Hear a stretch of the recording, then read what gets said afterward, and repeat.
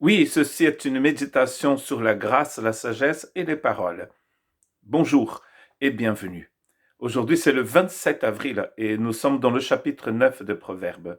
Et je voudrais lire avec vous dans les versets 3 à 6. La sagesse a envoyé ses servantes, elles crient sur le sommet des hauteurs de la ville. Qui manque d'expérience, qu'il qu'il entre ici. Elle dit à ceux qui sont dépourvus de bon sens, venez manger de mon pain et boire du vin que je mélangeais. Abandonnez la naïveté et vous vivrez. Avancez sur la voie de l'intelligence. La sagesse a construit une maison dans ce chapitre 9. Elle a fait ses sacrifices, elle a mélangé ses vins et maintenant elle invite les personnes sans intelligence à venir et manger de son repas. Quelle invitation! De la même manière que la sagesse dans le chapitre 8 était au bord de chemin, là où passaient les gens, à la croisée des chemins, maintenant elle descend dans la ville, elle va dans les villages, sur les hauteurs, pour inviter les gens à venir au repas, à venir aux noces de l'agneau, n'est-ce pas?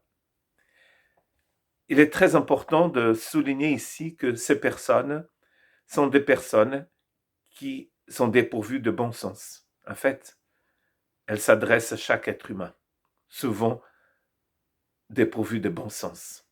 Abandonnez la naïveté et vous vivrez. Venez manger de mon pain. L'homme prudent voit le mal et se met à l'abri.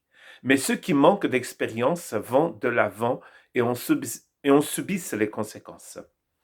N'est-ce pas intéressant que cette invitation au repas, c'est pour tous ceux qui voudraient voir les choses telles qu'elles sont, pour ne plus avancer vers un chemin de perdition, pour ne plus marcher sur un chemin mauvais.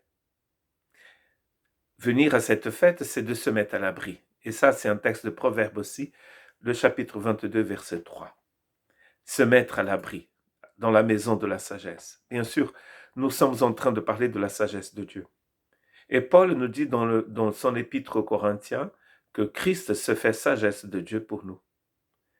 Donc la sagesse de Dieu, c'est Christ en nous. Oser, 7-11, et je dis souvent qu'il faut oser. Éphraïm est comme une colombe stupide, sans intelligence. Ils implorent l'Égypte, ils vont en Assyrie. Vous voyez un peu la chose.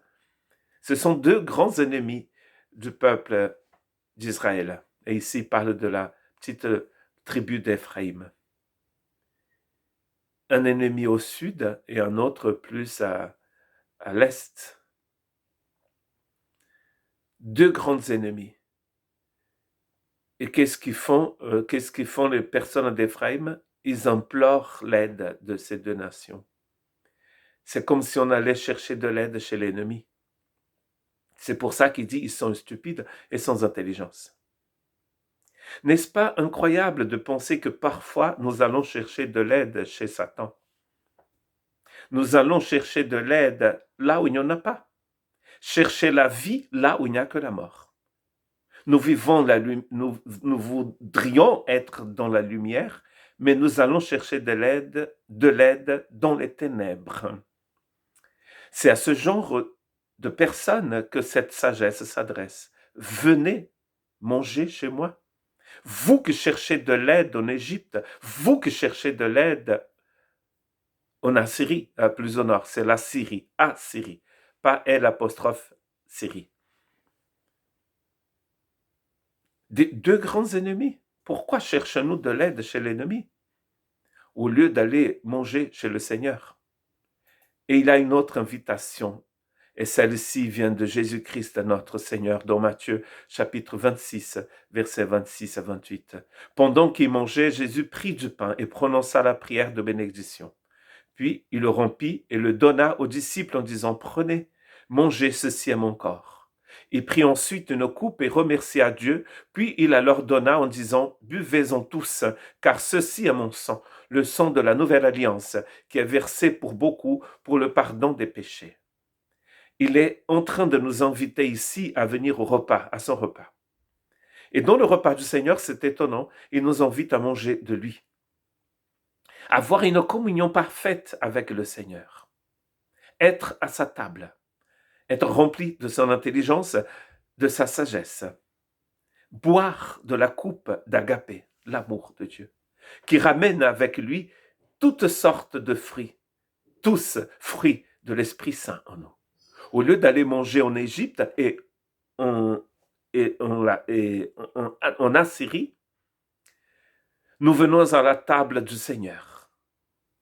Et ce que nous mangeons chez le Seigneur nous apporte la vie éternelle. Que Dieu vous bénisse.